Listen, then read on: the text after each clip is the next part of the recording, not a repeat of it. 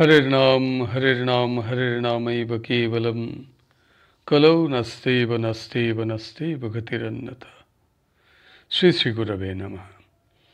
प्रेम भक्ति प्रदातारं आनन्दानन्द वर्धनं स्वर्णमयीसुतं वन्दे जुगमाय मनोहरं विजयवल्लभां देवीं विजयानन्दवर्धिनीं सदानन्दमयीं सद्धिं जोगमायां नमाम्यहम्। गुरुर्ब्रह्मा गुरुर्विष्णु गुरुर्देव महेश्वर गुरुरेव परं ब्रह्म तस्मै श्री गुरवे नमः। ভক্তি ভজন শ্রীমৎ জগৎবন্ধু মৈত্র মহাশয় রচিত শ্রী শ্রী গোসাইজির জীবনী প্রভুপাদ বিজয় কৃষ্ণ গোস্বামী গ্রন্থ হতে পাঠ। আমরা বর্তমানে গ্রন্থটির চতুর্থ অধ্যায় বাল্যলীলা আস্বাদন করছি। বাংলাদেশের প্রায় সর্বত্রই সে সময় নীলের চাষ হইত। একবার নীলের চাষ লইয়া শান্তিপুরে দুই জমিদারের মধ্যে বিষম দাঙ্গা হইয়াছিল। এক পক্ষে শান্তিপুরের দুর্দান্ত জমিদার মতিবাবুর লোক, অপর পক্ষে চট্টোপাধ্যায় দিগের লোক। দুই পক্ষের লাঠিয়ালগণ ভয়ানক মারামারি করিয়াছিল। বিজয়কৃষ্ণ ও তাহার সহচর বালকগণ এই দাঙ্গা দেখিয়াছিলেন। ইহার পর তাহারা সময়ে সময়ে দাঙ্গা খেলিতেন। সমবয়স্ক বালকগণকে দুই দলে বিভক্ত করিয়া তিনি তাহাদের নেতা হইতেন এবং লাঠি ছুরি প্রভৃতি লইয়া কৃত্রিম লড়াই করিতেন। একদিন এরূপ দাঙ্গা খেলিতে খেলিতে বিজয়কৃষ্ণের ছুরির আঘাতে একটি কাঁসারি বালক আহত হয়। আঘাত একটু গুরুতর হইয়াছিল। ক্ষতস্থান হইতে রক্ত বাহির হইতে লাগিল। আহত বালক অজ্ঞান হইয়া পড়িয়া গেল। এই ঘটনায় আর সকল বালক ভয় পাইয়া পলাইয়া গেল। বিজয়কৃষ্ণ পলাইলেন না। সঙ্গীর এইরূপ অবস্থা দেখিয়া তিনি অতিশয় কাতর হইলেন। তাহার কোমল প্রাণ গলিয়া গেল। তিনি অশ্রুপূর্ণ নেত্রে বালকের সেবা করিতে লাগিলেন। পরিধেয় বস্ত্র ছিন্ন করিয়া ক্ষতস্থান বাঁধিয়া দিয়া তাহার চোখে মুখে জল দিতে লাগিলেন। কিছুকাল এইরূপ সেবা করিবার পর বালকের সংজ্ঞা হইল। সে চক্ষু মেলিয়া চাহিল। তাহাকে চাহিতে দেখিয়া বিজয়কৃষ্ণের ভয় দূর হইল। তিনি তাহাকে ধরিয়া তুলিলেন এবং নিজের গায়ে হেলান দিয়া বসাইয়া মিষ্ট বাক্যে সান্ত্বনা ও ভরসা দিতে লাগিলেন। তিনি তাহার অন্যায় কার্যের জন্য তাহার নিকট কাতরভাবে পুনঃ পুনঃ ক্ষমা চাহিতে লাগিলেন। তাহার দুই চক্ষু দিয়া অশ্রু গড়াইয়া পড়িতে লাগিল। বিজয়কৃষ্ণের এই প্রকার কাতরতা দেখিয়া বালক বলিল, ভাই, তোমার দোষ কি? তুমি মারিবে বলিয়া তো আমাকে আঘাত করো নাই। দৈবাত লাগিয়া গিয়াছে। তুমি ভীত হইও না, শীঘ্র ঘা সারিয়া যাইবে। আমার বেশি লাগে নাই। এদিকে পলাইত বালকগণ যাইয়া আহত বালকের মাতা পিতাকে বলিল যে, গোসাইদের ছেলে বিজয় তোমাদের ছেলেকে ছুরি দিয়া কাটিয়া ফেলিয়াছে। ওই সংবাদ শুনিয়া বালকের জনক জননী কাঁদিতে কাঁদিতে পাগলের মতো ছুটিয়া আসিল। তাহাদিগকে দেখিয়া বিজয়কৃষ্ণ অতিশয় ভয় পাইলেন। তিনি আহত বন্ধুকে বলিলেন, ভাই, তোমার মা বাবা আসিতেছেন, তাহারা নিশ্চয়ই আমাকে প্রহার করিবেন। বিজয়ের কথা শুনিয়া বালক বলিল, ভাই, তোমার কোনো ভয় নাই। আমি মা বাবাকে বলিব যে বিজয় আমাকে ইচ্ছা করিয়া আঘাত করে নাই। খেলিতে খেলিতে হঠাৎ লাগিয়া গিয়াছে। বিজয়ের কোনো দোষ নাই। মাতা পিতা উপস্থিত হইলে আহত বালক তাহাই বলিল। বিজয়কৃষ্ণ কাঁদিতে কাঁদিতে নিজের দোষ স্বীকার করিয়া ক্ষমা চাহিলেন। পুত্রের কথা শুনিয়া এবং বিজয়কৃষ্ণের কাতরতা দেখিয়া তাহারা তাহাকে কিছুই বলিলেন না, কেবল পুত্রকে কোলে লইয়া চলিয়া গেলেন। এই আঘাতে বালককে কয়েকদিন ভুগিতা হইয়াছিল। বিজয়কৃষ্ণ সর্বদা আহত বন্ধুর শয্যা স্পর্শে উপস্থিত থাকিয়া তাহার সেবা করিতেন।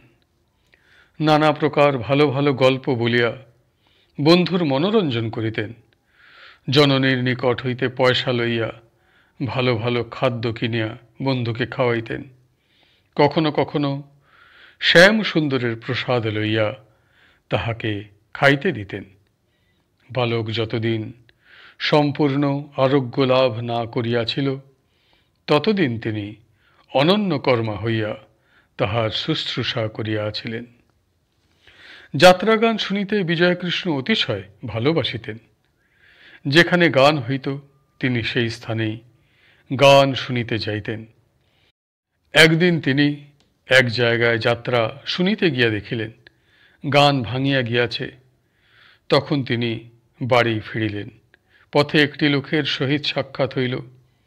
লোকটি খড়ম পায়ে দিয়া যাইতেছিল। সে বিজয়কৃষ্ণকে দেখিয়া তাহাকে সঙ্গে করিয়া তাহার জননীর নিকট পৌঁছাইয়া দিয়া তাহার সমক্ষেই একটি তাল গাছের কিছু দূর চড়িয়া অদৃশ্য হইয়া গেল। ইহা দেখিয়া গোস্বামীপাদ অত্যন্ত বিস্মিত হইয়া মাতাকে জিজ্ঞাসা করাতে জননী বলিলেন, এ যে আমাদের পুরন্দর পূজারী, ঠাকুর সেবার দ্রব্য ঠাকুরকে না দিয়া বৈষ্ণবীকে দিত। ঠাকুরের ভোগ ঠাকুরকে নিবেদন না করিয়া দিয়াই ভোজন করিত। এই অপরাধে ব্রহ্মদৈত্য হইয়াছে। মাতার কথা শুনিয়া গোসাই বলিলেন, ও আমাকে অনেক দিন সাহায্য করিয়াছে। আমি একদিন আমাদের এক দল বিরুদ্ধ ছেলের মধ্যে পড়িয়াছিলাম। তাহারা আমাকে লাঠি লইয়া মারিতে আসিল। তখন এই পুরন্দর সেই স্থানে আসিয়া তাহাদের চক্ষে ধুলা দিয়া তাহাদিগকে কানা করিয়া ফেলিল।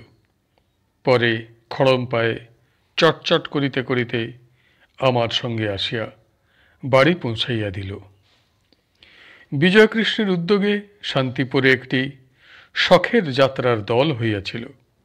তাহার কণ্ঠস্বর অতি মিষ্ট এবং বয়স অল্প ছিল, এজন্য তাহাকে ছোকরা সাজিয়া গান করিতে হইত। শান্তিপুরের প্রসিদ্ধ বাদক অটল বিহারী গোস্বামী এবং রাজকৃষ্ণ চৌধুরী এই দলে ঢোলক ও তবলা বাজাইতেন। তাহারা যাহাদের বাড়িতে গান করিতে যাইতেন তাহাদের উপর যথেষ্ট অত্যাচার করিতেন। শেষে অত্যাচারের ভয়ে কেহ তাহাদিগকে ডাকিত না। না ডাকিলেও তাহাদিগের হস্ত হইতে নিষ্কৃতি পাইতেন না। তাহারা ডাকের অপেক্ষা না করিয়া যেদিন যে বাড়িতে গান করিবার ইচ্ছা হইত আলো ও বিছানা লইয়া তথায় উপস্থিত হইতেন এবং আপনারাই নিজেরাই বিছানা পাতিয়া আলো জ্বালিয়া গান আরম্ভ করিতেন। এইরূপে গৃহস্বামীর অনভিমতে বাড়ি বাড়ি যাইয়া যাত্রা করিতেন। গৃহস্বামী নিষেধ করিলেও তাহারা তাহাতে কর্ণপাতও করিতেন না। তাহাদের এই অত্যাচারে জ্বালাতন হইয়া গৃহস্থগণ সন্ধ্যা হইলেই বাড়ির সদর দরজা বন্ধ করিয়া রাখিতেন। ইহাতেও তাহাদের নিস্তার ছিল না। যাত্রাকারীগণ প্রাচীর টপকাইয়া বাড়ির ভিতরে প্রবেশ করিতেন এবং গৃহস্বামীর অনুমতির অপেক্ষা না করিয়া যাত্রা আরম্ভ করিতেন। সে সময় ঝুলন যাত্রায় কালনাতে অতিশয় সমারোহ হইত। বিজয়কৃষ্ণ প্রতিদিন সমবয়স্ক বালকদের সহিত একত্র হইয়া জেলেদের অজ্ঞাতসারে তাহাদের নৌকা লইয়া ঝুলন দেখিতে কালনায় যাইতেন। সমস্ত রাত্রি গান শুনিয়া ভোরে শান্তিপুরে ফিরিয়া আসিতেন। একদিন নৌকা লইয়া কালনায় যাইবার পর দুর্যোগ আরম্ভ হইল। প্রবল বাতাসের সহিত বৃষ্টি পড়িতে লাগিল। সেই দুর্যোগের মধ্যে তাহারা গঙ্গা দিয়া নৌকাতে আসিতে সাহস পাইলেন না। তাহারা যে নৌকা লইয়া গিয়াছিলেন তাহা কালনায় রাখিয়া শান্তিপুরে চলিয়া আসিলেন। আসিবার সময় পথে বিজয়কৃষ্ণের মনে হইল, আহা, গরিবদের নৌকাখানি পড়িয়া রহিল, যদি হারাইয়া যায় তো তাহাদের বড়ই ক্ষতি হইবে। তিনি বাড়িতে আসিয়াই একথা মাতাকে বলিলেন। সকালবেলা জেলেরা নৌকা না পাইয়া অতিশয় ব্যস্তভাবে খুঁজিতে লাগিলেন। অনেক অনুসন্ধানেও যখন তাহারা নৌকা পাইল না, তখন তাহারা হায় হায় করিতে লাগিল। বিজয়কৃষ্ণ এ কথা শুনিলেন, শুনিবা মাত্র তাহার মন গরিবদের জন্য কাঁদিয়া উঠিল। তিনি আর স্থির থাকিতে পারিলেন না।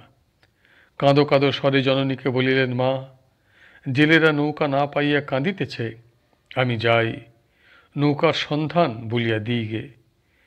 পুত্রের কথা শুনিয়া মাতা বলিলেন, না বলিয়া তোরা উহাদের নৌকা লইয়া গিয়াছিস এবং কালনায় ফেলিয়া আসিয়াছিস, এ কথা শুনিলে উহারা অতিশয় রুষ্ট হইবে। উহারা গোয়ার লোক, হয়তো তোকে মারিবে, তোর যাইয়া কাজ নাই। মাতার এই কথা শুনিয়াও বিজয়কৃষ্ণ সুস্থির হইতে পারিলেন না। বলিলেন, তুমি আমাকে কিছু পয়সা দাও, পয়সা পাইলে উহারা খুশি হইবে, তখন আর আমাকে কিছু বলিবে না। পুত্রের ভাব দেখিয়া কোমল হৃদয় স্বর্ণময়ীর মন গলিয়া গেল। তিনি পুত্রকে পয়সা দিয়া গমনের অনুমতি দিলেন। পয়সা পাইবা মাত্র বালক ঊর্ধ্বশ্বাসে ছুটিলেন এবং সত্তর জেলেদের বাড়িতে যাইয়া তাহাদের নৌকার সন্ধান বলিয়া দিলেন, আর বলিলেন, আমাদের দ্বারা তোমরা ক্ষতিগ্রস্ত হইয়াছ। এই বলিয়া তিনি তাহাদিগকে পয়সা দিলেন। পয়সা পাইয়া জেলেরা আর ক্রোধ করিল না। তখন বিজয়কৃষ্ণ প্রফুল্ল মনে গৃহে আসিলেন। জেলেরা কালনা হইতে নৌকা আনয়ন করিল। আজকের পাঠ এখানেই সমাপ্ত হইল। হরি বল, হরি বল, হরি বল। জয় গুরুদেব, জয় গুরুদেব, জয় গুরুদেব।